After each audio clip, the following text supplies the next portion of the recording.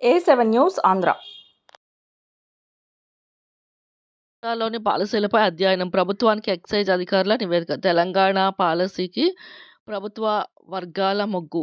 దరఖాస్తు ఫీజు 2,00,000గా నిర్ణయం.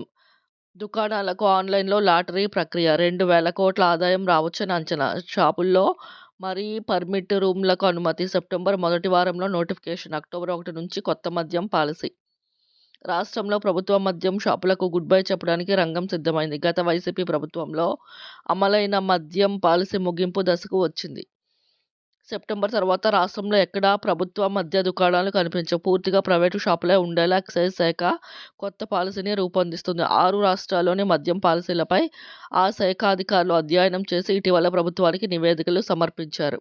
వాటిలో తెలంగాణ తరహా పాలసీనే ఉత్తమంగా ఉందనే అభిప్రాయానికి వచ్చినట్లు తెలిసింది. తాజాగా ఏర్పాటు చేసిన కేబినెట్ సబ్ కమిటీ ముందు ఈ నివేదికలు ఉంచి పాలసీకి తుది రూపు తీసుకురావాలన్నారు. అయితే దాదాపు తెలంగాణ పాలసీకే ప్రభుత్వాలు వర్గాలు మొగ్గు చూపుతున్నట్లు తెలిసింది.